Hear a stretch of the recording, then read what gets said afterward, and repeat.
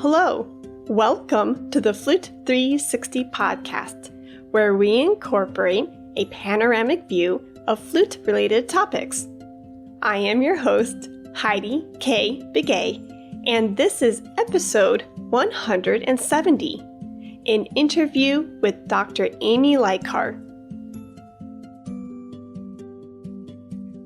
Hello, everyone. Welcome back to another Flute 360 podcast interview.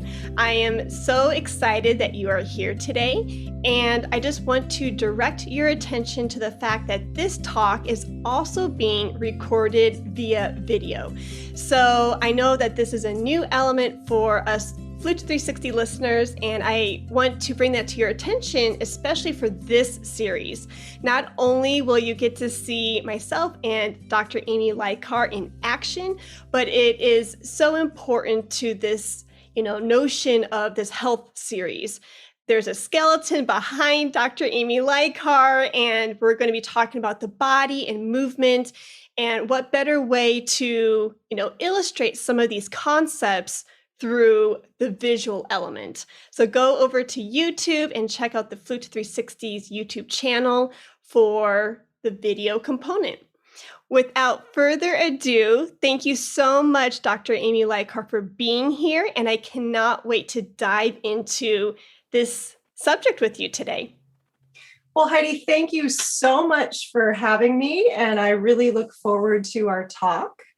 And just to give a little background about me, my first degree was in music education. And then I went and lived in the African bush for a year and taught English in what is now called the Kingdom of Eswatini, Africa, which is surrounded by South Africa on three sides.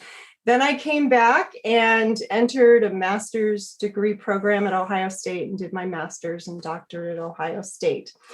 And then I also completed Alexander Technique certification at the Alexander Training Institute of San Francisco. And I completed body mapping licensure with Barbara Conable back in 1998. And so I feel like I'm one of those really, really fortunate people who actually takes every degree that I ever got, and I get to do it all. So my job in the Oakland Symphony, I get to perform on a regular basis, both as their piccoloist and as a chamber musician. And for the last 17 years, I've taught for their education program.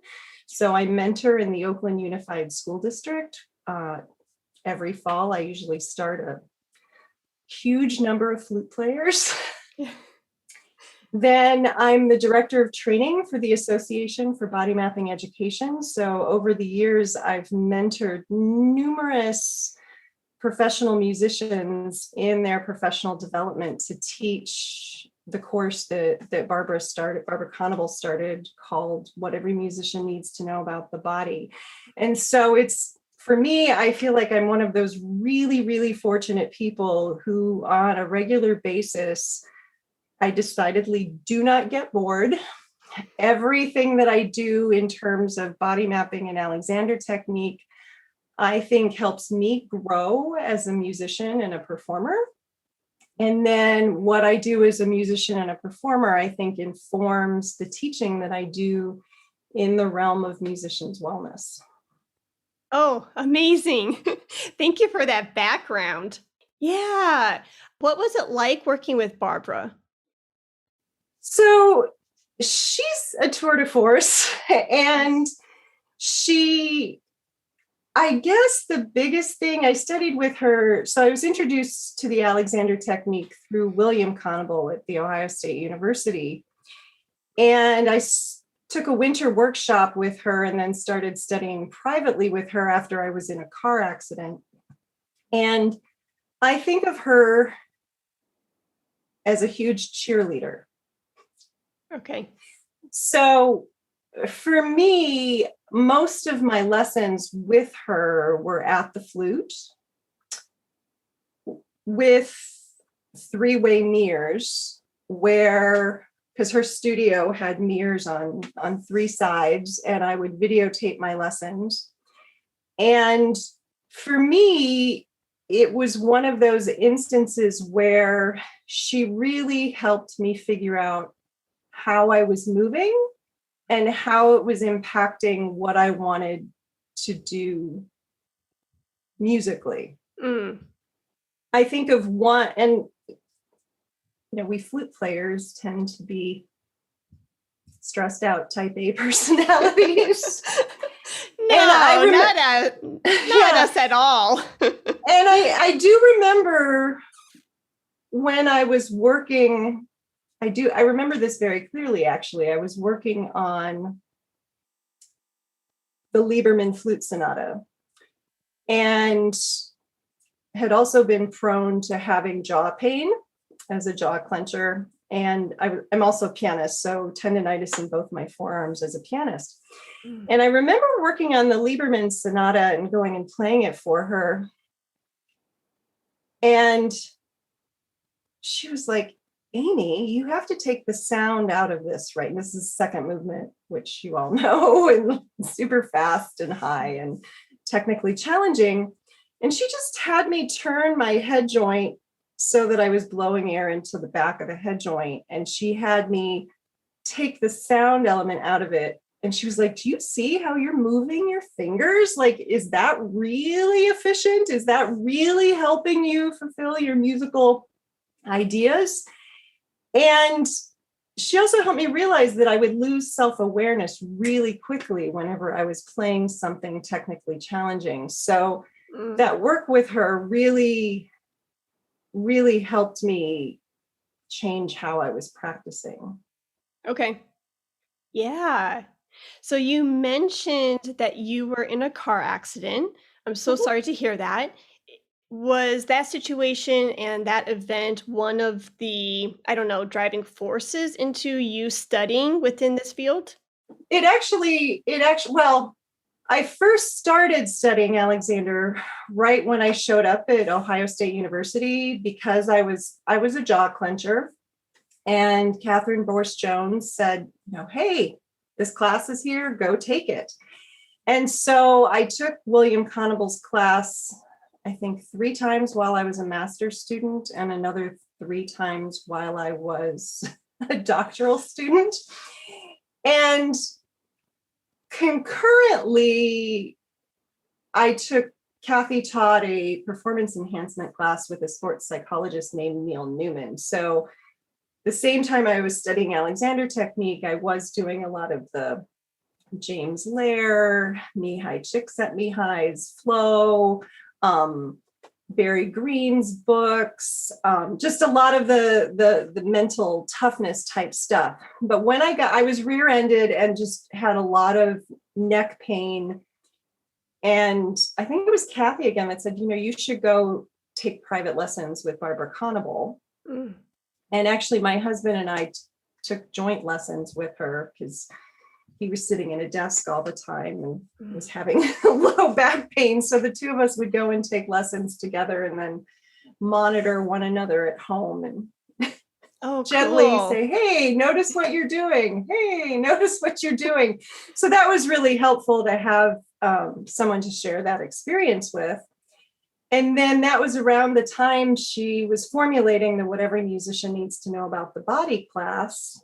And so I felt like myself, along with Lee Pearson and David Neesmith and Bridget Jankowski, David's a horn player, Bridget's a pianist, Roberta Gary, an organist at Cincinnati Conservatory. A lot of us were studying with Barbara when she started putting the What Every Musician Needs to Know About the Body class together.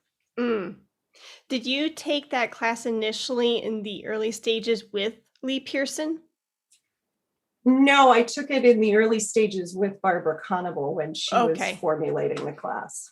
Okay. I guess my question, I misspoke. I guess my question was Lee Pearson in the class with you and Barbara? About a year or two later, yes, she was. Okay. Oh, cool. She was there at the same time. I think we ended up, I think she finished her training about a year after I finished my training. Okay. or Oh, within 6 to 8 months of sure. it. Yeah, we were all our doctorates somewhat overlapped at Ohio State. I think I finished in 1999, and I don't quite remember when she finished her doctorate there. Oh, cool. What a small world. I Yeah, love no, we were that. all there. We were all there studying and learning and growing with each other. Oh, neat. Very cool. So, in the beginning, when you're talking about being certified in the realm of body mapping and the Alexander technique, since we are talking about those two topics today, I would like to lay out a foundation. Can Mhm. you share with the listeners what is body mapping and what is the Alexander technique? Sure. So, body mapping is your mental conception in your mind of your structure, your function, and your size. And so, it's all about learning the relationships between your bones and your muscles and how you organize them for movement. And so, when Barbara created the course, What Every Musician Needs to Know About the Body, she was hoping then musicians could teach other musicians about these relationships and hopefully lower the incidence of injury. I do believe she was thinking of the course as preventative medicine. Okay. Well, maybe not medicine, but preventative information that could help people think about how they were using their bodies to make music and hopefully use their bodies in such a way that they wouldn't injure themselves playing a musical instrument. Okay. So the Alexander technique, it's a technique that was created by F.M. Alexander, and it helps you become more self-aware, aware of yourself, aware of your space and the relationship between yourself and the space. It's, I like to think of it as a really simple and practical technique. For me, I have a coin, and on one side is the body mapping, and on the other side is the Alexander technique, because I'm now approaching year 29 of studying them both. And so I like to think that the two of them together help me have a greater kinesthetic sensitivity, more awareness of my movement. And in particular, how taking a musical intention, and that's one of the things that during the pandemic I've been thinking about a lot, because I think a lot of times musicians end up in a fight, flight, freeze pattern when they're practicing, because they really don't know what they're supposed to be doing. Okay. They haven't thought through enough, like, well, how do I want to play this? They may not know. But they have to pick something. And so, the way I like to talk about it is, okay, pick the smallest unit where you can feel like you can organize your whole self and play it comfortably, expressively, musically, but by not putting isolated gripping or over efforting in your body. So for me, it's all about figuring out the appropriate amount of work that you're going to do physically to give yourself the musical result that you want. And if you know what you want musically, then it becomes easier to organize yourself physically. And that takes time. And that's the practice process. And that's, the sorting out and figuring it out, and videotaping and audio taping and getting comfortable with watching yourself and working with someone so that, you can learn how to have eyes to watch yourself. And that to me is the process. Oh, I love that. I hope I explained that all. Oh my goodness, yes. Oh, you crossed every T and dotted every I. I loved every second of it. Okay. going back to this, idea of the coin, right? On the one side of the coin, you have the body mapping, and the other side, you have Alexander technique. I am not an expert in any means, but I would assume that there are a lot of similarities between the two techniques. Not to put you on the spot, and I think that this is a meaty question, but are there any notable differences of the two techniques that you would like to mention? So the main, and this is interesting. This is very interesting because of the pandemic. So originally, primarily, the Alexander technique has been taught in a one-on-one situation with a teacher who actually puts their hands on you and guides you physically to easier relationships physically. Okay. And uses their hands to bring you into greater self-awareness. And with the Alexander technique, there can be a table work component to it.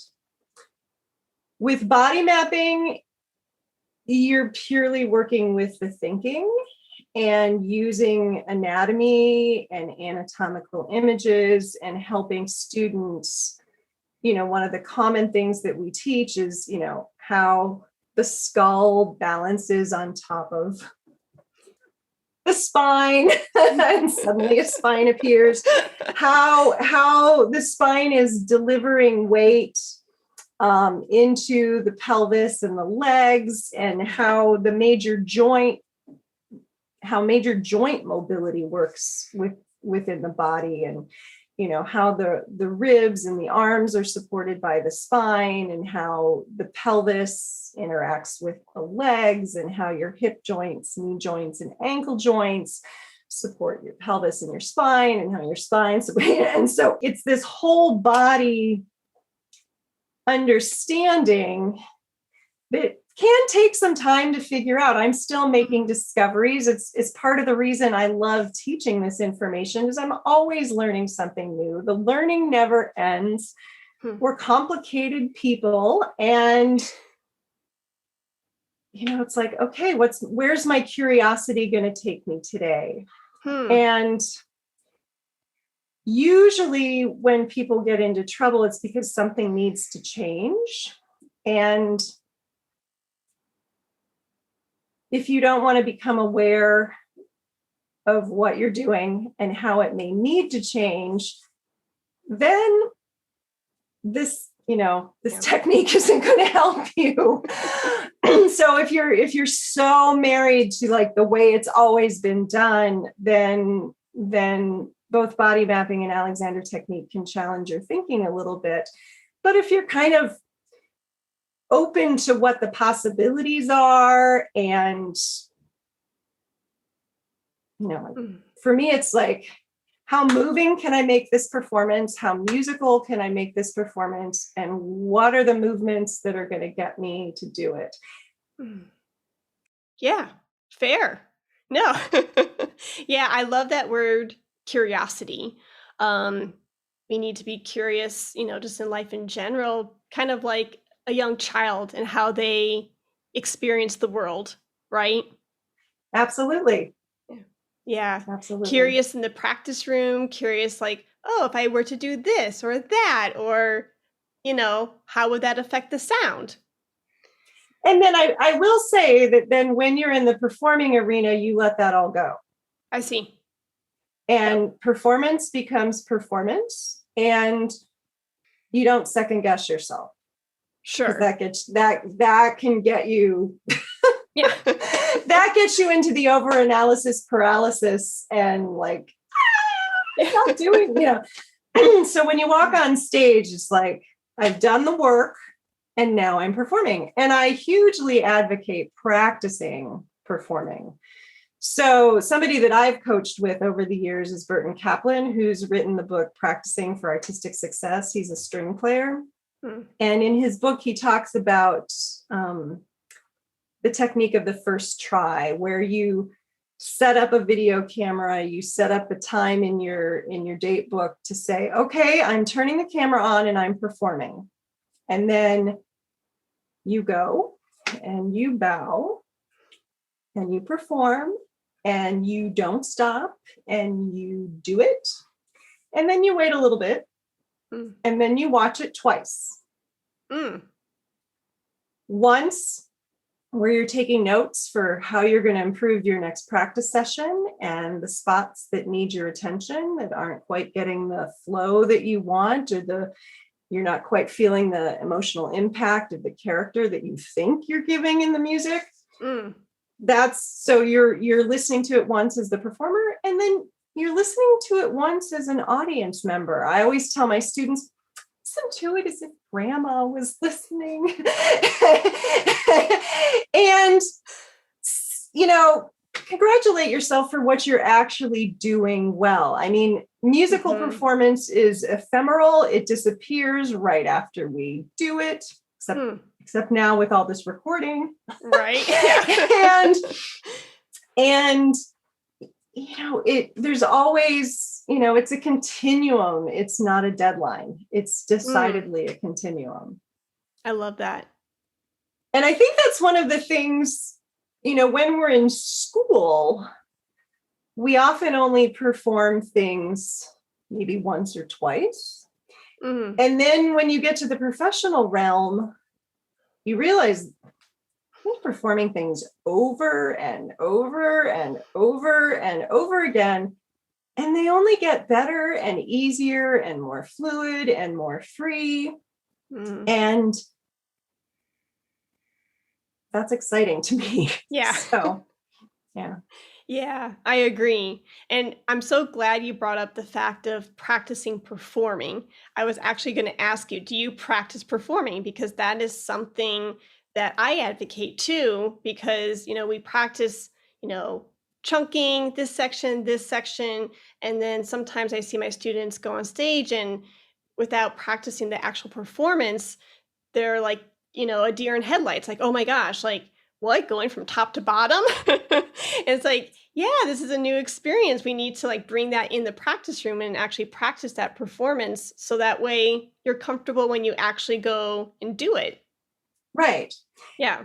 I do practice performing. And if I have a program that I'm taking on tour, I will either offer a house concert this is pre-pandemic. I would do a house concert at my house for an audience and play what I was taking on tour, or do Burton's technique of, first tries, where, a week or two before I'm leaving to go tour something, I will record myself every day and watch it. And there's two things that happen as you record every day and then watch back.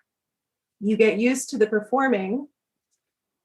You've seen yourself do this program numerous times. There's not much anybody out in the audience can tell you that you don't already know. So I think the anxiety that, some people experience when they perform goes down, because you've kind of sensitized yourself to watching yourself for several days before you go to do it. And I know I have done that with students before their, end of semester juries, their last 2-3 lessons. I'm like, okay, you only have 3 lessons left, jury program now. We're recording it. And then having them journal and watch it back and say how they thought it went. And, and then they have a few weeks to fix it. Yeah. And that's the other beauty, I think, of Zoom this year, is a lot of students did just record their lessons and then watch them back. And then I did have a lot of people sending me videos where because the video would sound, the recording equipment for the video was better than the recording equipment for Zoom. So to actually hear what they were sounding like, they would record themselves, and then we would use the lesson time to talk about practice strategies for fixing everything that needed fixed. So. Oh, smart. Yeah, I love that. So since you've been in the field for 29 years, throughout this time, What, and studying about health and wellness, what is the number one element about the body that you wish more musicians knew about? Oh, um, if you start losing awareness of yourself while practicing, just stop. Okay. There's a threshold exercise that I've taught in many, many classes that I've done online this year, where you just take a moment to ask yourself how you're feeling, how are you? And then to bring yourself back to all of your senses, become omnisensorial.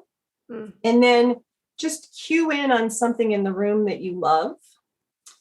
And so during the pandemic, for me, it was my fuzzy slippers. But just, how am I? Am I aware of myself? Am I aware of my space? Is there something in this room that I love? Yes. All right. I'm cued in again.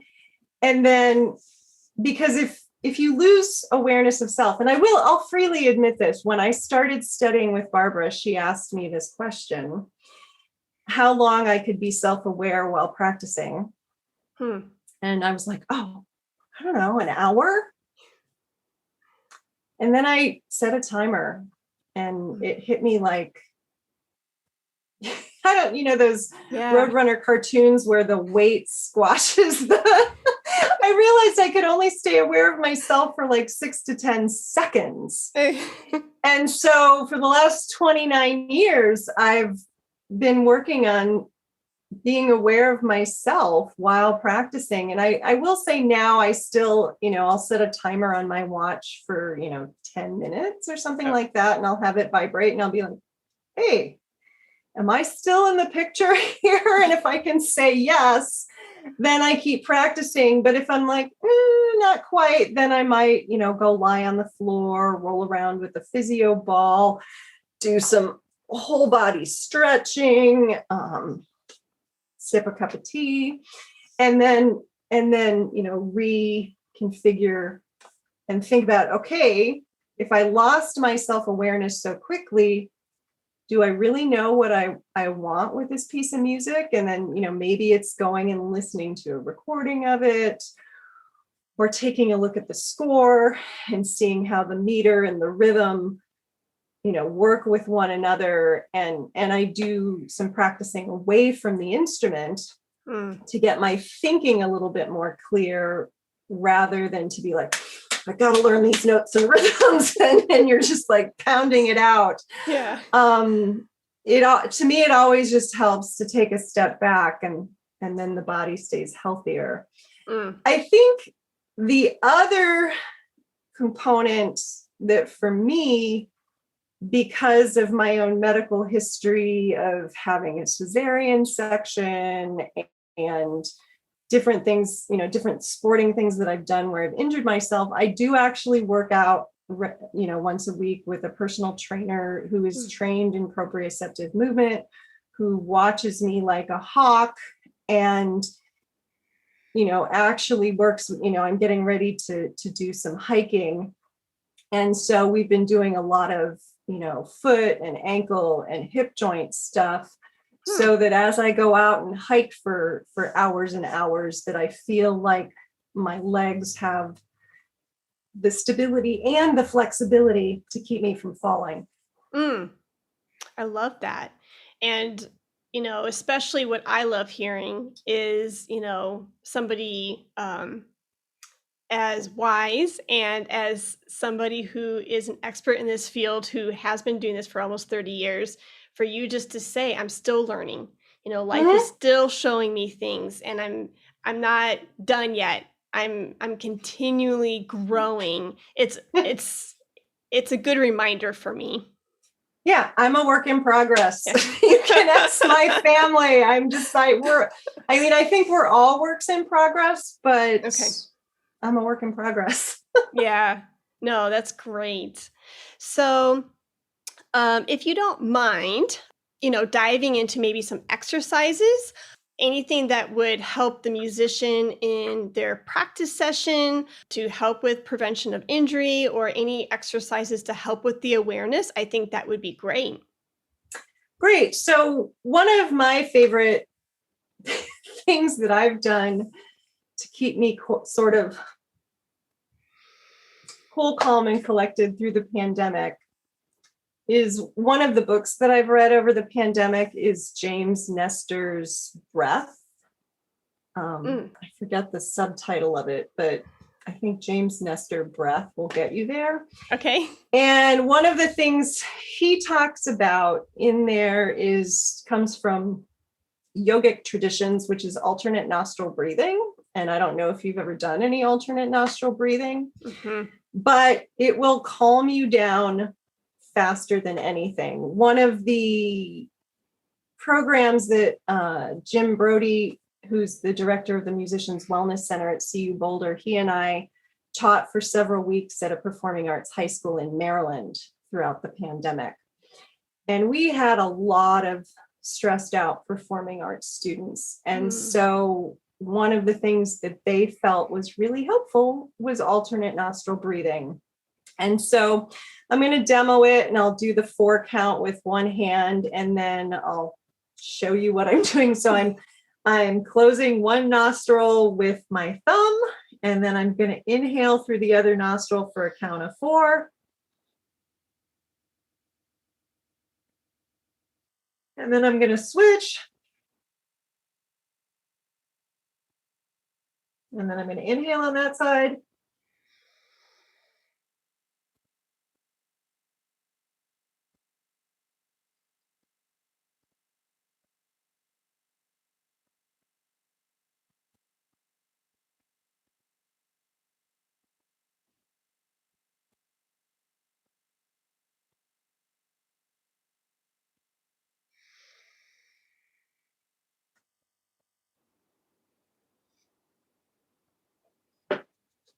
So I'm basically going inhale, exhale through the other nostril, inhale through that same nostril, then exhale through the other nostril. And there you can find a lot of variation on this, but I find that it's a way that you can either, and you can read about it, you can either energize yourself or calm yourself really quickly through just doing some alternate nostril breathing.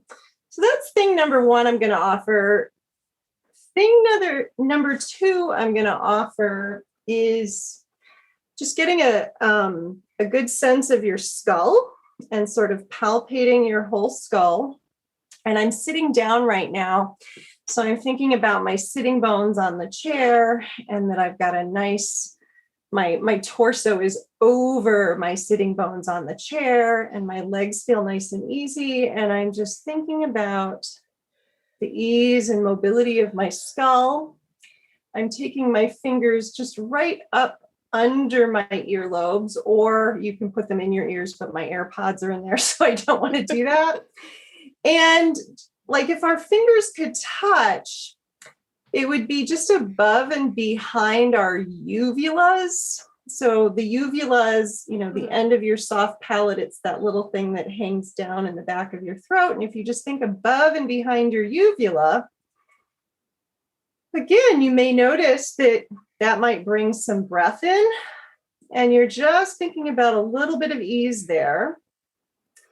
And from there, we're going to just, because flute players tend to, do this so much, we're just going to think, and you may not even be able to see me doing this, but I'm just thinking of a little subtle back, and then a little subtle side, very subtle, and then back. And you shouldn't feel any stretch. It should feel very, very subtle. And then side. And then, oops, there goes the AirPod. We're going to take that and just very gently tilt where it feels like your cervical spine is gently opening on one side. And you're going to do that for 4 or 5 times, not a huge motion, not the typical, shoulder to ear thing that can be kind of big. This is just very, very subtle. And then to the other side, very, very subtle. And notice how one side may feel different than the other side. Hmm. And then just seeing, how does this head, neck, spine relationship up the front of your whole spine, what do you notice, if anything? And for me, that usually it's a really quick, easy way to feel like my skull spine relationship is freer. Then another one that I love doing with flute players, and there's a few flute players out there in the world who may feel like I'm telling on them in this. I always teach this to the youth orchestras that I mentor. And now I always remember to tell them to do it backstage, because I have some kids that did it on stage. Oh. So basically, we're going to take our fingers and we're just going to gently massage on either side of our skull up in our hair. And go ahead and open and close your lower jaw, the mandible. And feel those muscles under the heel of your hand moving.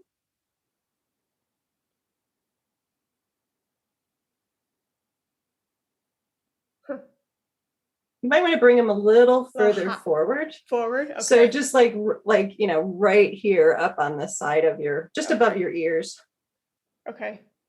And then. Yeah.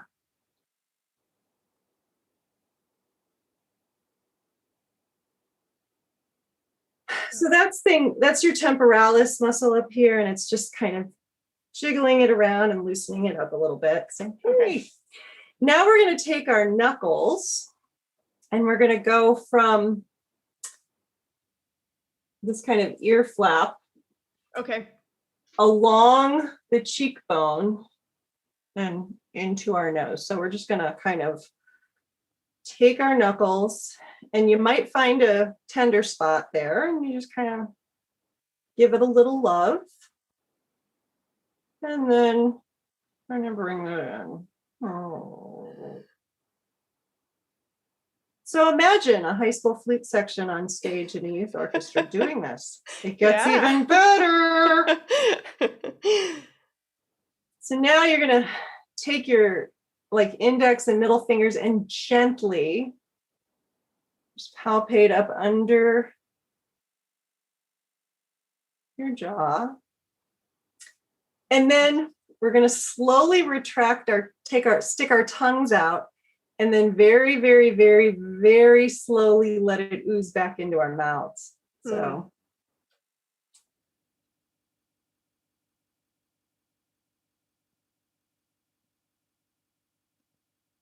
You can do that a couple of times and then just let the tongue feel like it's released on the bottom of your mouth. And so the students were playing Rimsky-Korsakov's Russian Easter Overture. And so I was advocating this before they have to go. So there they are all on stage. Fluffing up their hair and sticking out their tongue. And I'm in the audience going, oh, I love that they're listening to me. I am so touched. And I hope nobody's videoing it. Of course, now I'm doing it on a podcast. Yeah. That's amazing. Although if it was being video recorded, in the concert, that opens up a great opportunity for discussion. It's true.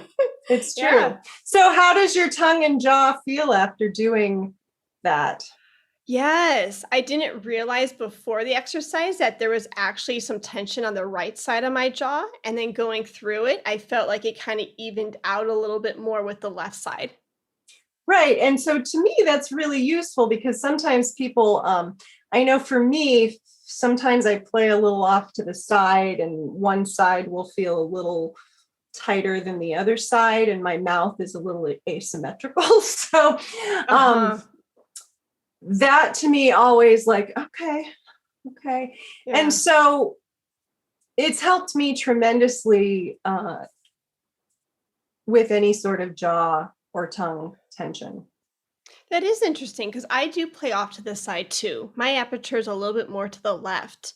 So I'm wondering if there is any other flutist out there who does play, not completely centered, how that jaw alignment could be off a little bit if one side is being not favored, but one side is being utilized more so than the other side.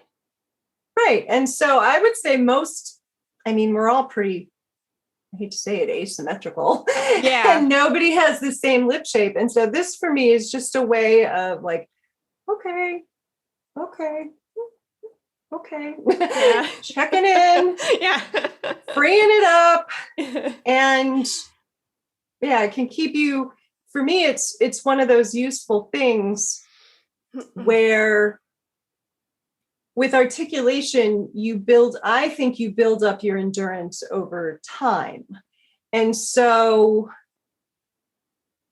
if you're needing to play something that requires a lot of double tonguing, that's the whole reason we do double tonguing exercises, but you don't try to play the whole page when you start. You do have to figure out how to practice in such a way where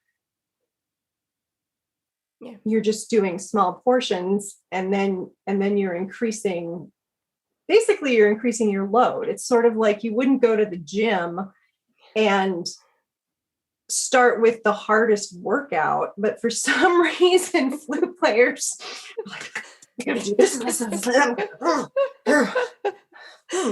I just injured myself. Huh.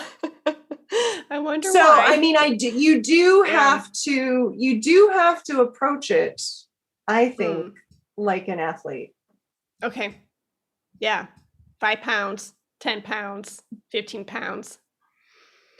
Or maybe 1 pound, 3 pounds, 5 pounds. And it's interesting to me because my trainer almost never has me do weights for like my bicep, tricep. He has me do stuff that's going to require my legs to be engaged, my pelvis to be engaged, my torso to be working, and my arms are kind of along for the ride. And that could change over time, but he decidedly is like, no, you have a propensity to overwork your triceps when you play the flute. So we're not. I see. No, we're not going to do tricep kickbacks. You're already this is already over engaged. No, you don't need to do that. So that's what I mean when you have to find someone that really gears a workout to what it is you do. Sure. No, yeah, that makes sense. Everything's connected. So if there is a listener listening to this discussion today and they are going through a season of injury, what advice would you give to them? To put their team together. And, there's many wonderful body mapping and Alexander technique teachers out there. I also have to give a shout out to my colleagues that teach Feldenkrais, which I also think is wonderful. And these are those somatic methods that help you think about how you're moving and the movement choices that you're making. I do think it's important to have a good relationship with a medical provider.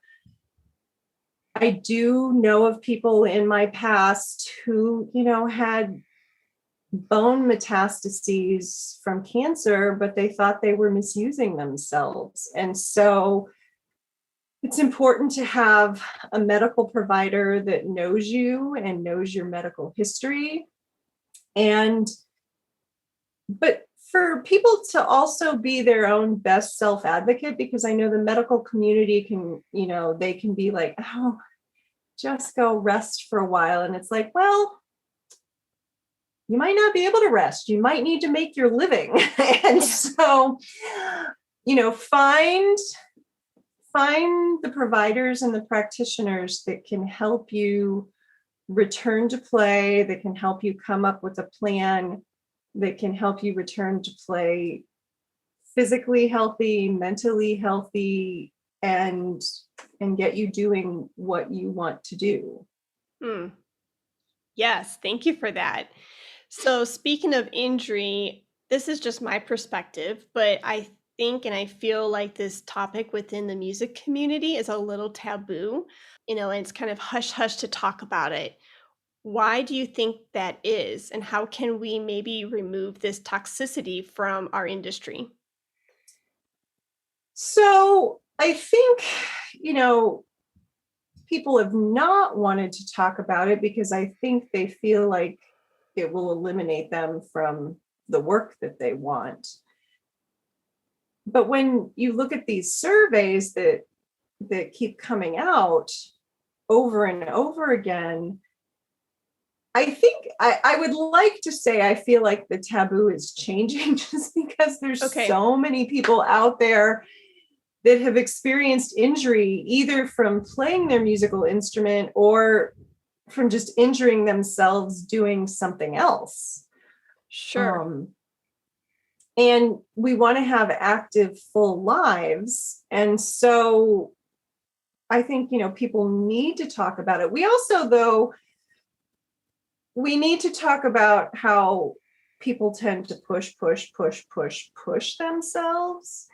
And a lot of musicians, when they're doing the work, like performing, and it's rigorous. And so I think people need to understand when they need to rest and recover, and and how they need to organize their practicing based on whatever repertoire they're working on professionally, or for the love of it, or for whatever. You might have someone who might work a different job, and then because they want to practice, they might overdo it on the weekends rather than just saying, okay, play your instrument 10 or 15 minutes twice a day during the week, and then maybe do a longer session on the weekend, but don't play all week and then play for hours on the weekend. That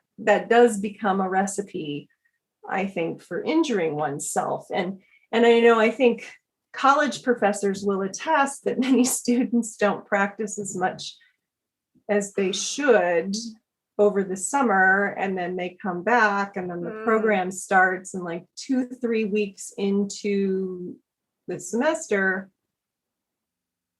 Yeah.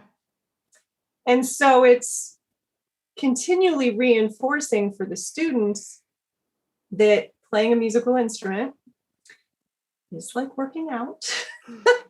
You have to build it up, and you need the tone work and the technical work and the etude work that helps bridge to your repertoire and your excerpt work.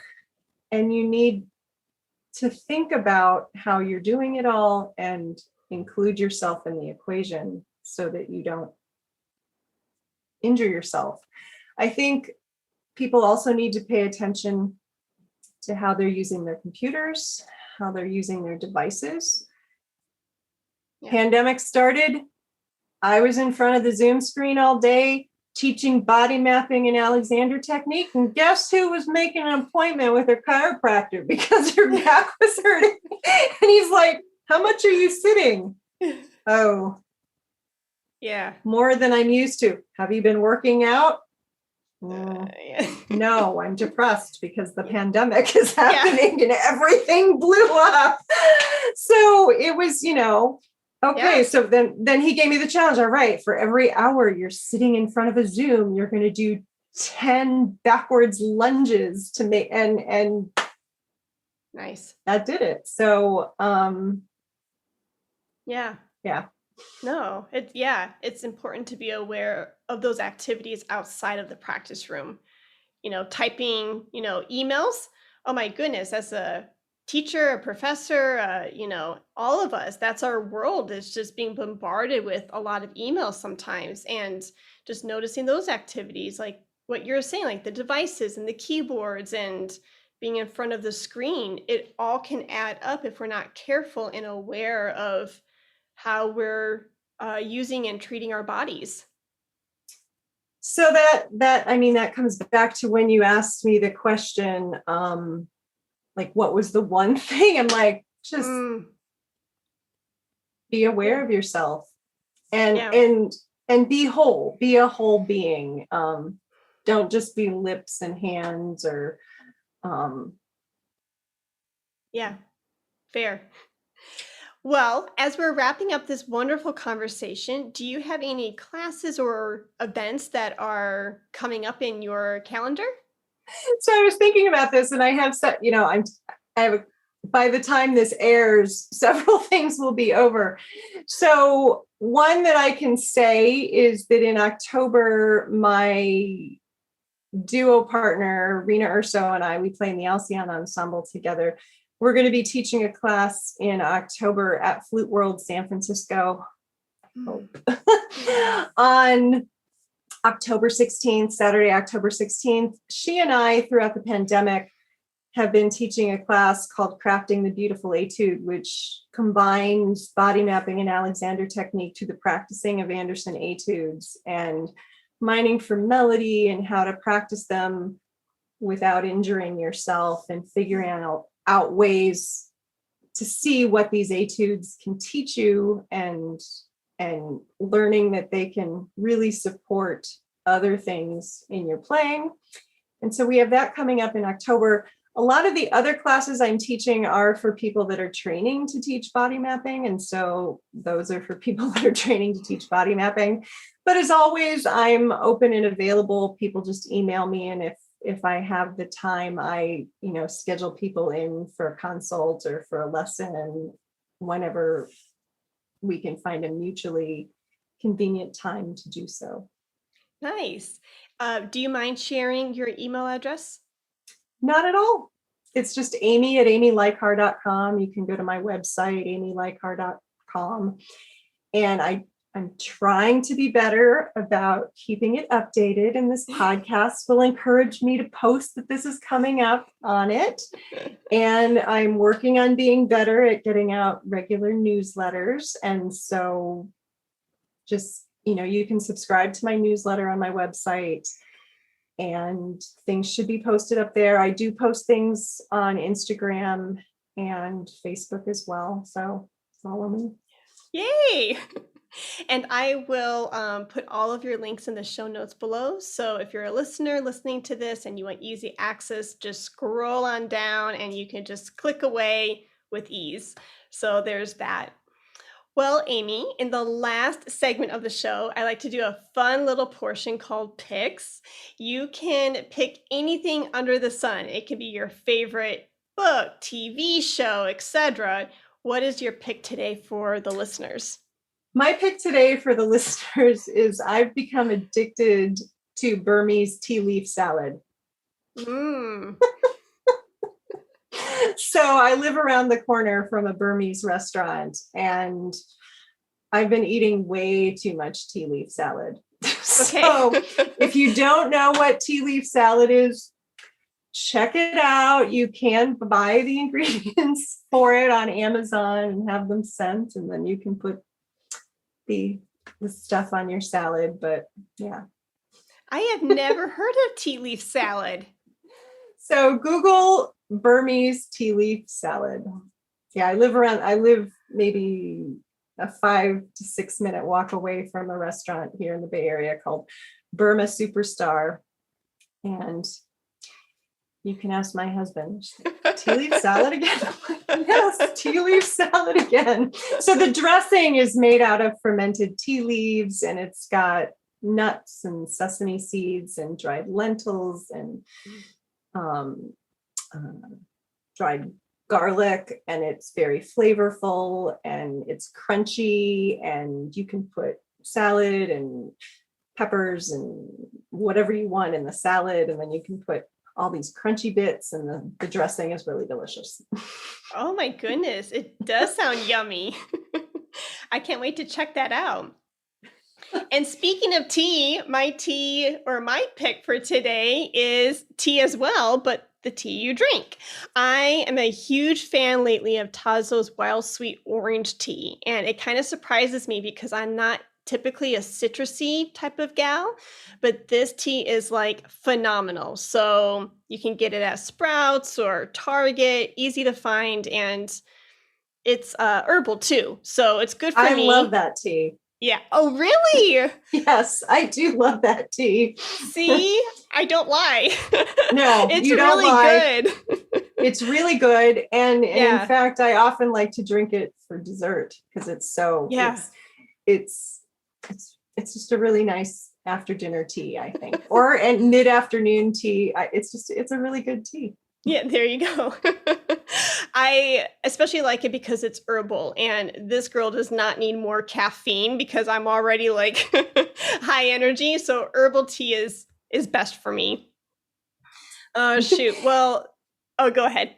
I was just going to say thank you so much. This has been an absolute pleasure. I've had so much fun talking with you during this time, and thank you for asking me. Oh my goodness, the pleasure is all mine. And I need to thank you. Thank you for carving out time for us. And thank you for just, giving us your expertise and knowledge in this arena and just flooding our earbuds with such amazing information. And we so appreciate you. Oh, well, thank you. We'll have a mutual love fest here. I think what you're doing is absolutely terrific. So thank you for doing it. Oh, thank you, Amy. The School of Music at Texas Tech University prepares professional musicians, educators, and industry leaders to take control of their futures. The people, the program, and the power of a top-tier university differentiate our TTU School of Music students. We ensure that TTU faculty, students, and alumni have 3 keys. They engage successfully as scholars and performers. They continue to expand their career for years to come with bold strategy and experience. And they serve impeccably as leaders who understand the process, the peak performance skills, and people value that makes TTU's School of Music and Lubbock, Texas, a destination of choice. People are at the heart of our institution. This commitment ensures that each student experiences major ensembles, band, choir, jazz, orchestra, and opera, chamber music, stellar academics, as well as individual attention in private lessons. The vernacular music program with tango orchestra, mariachi band, Baltic and Celtic ensembles, medieval band, and research forums differentiates the TTU program by being an offer for both undergraduate and graduate students. Performance facilities include the 541-seat Hemley Recital Hall, which houses an 84-rank Holtkamp organ consisting of 4,469 pipes. Home to the largest instrument collection in West Texas, the School of Music provides Fazioli and Steinway concert grand pianos, a Kingston French double harpsichord, a Martin harpsichord, and we are fortunate to have a 36-bell carillon. The School of Music is an accredited member of the National Association of Schools of Music and offers bachelor's, master's, and doctoral degrees in music and music education.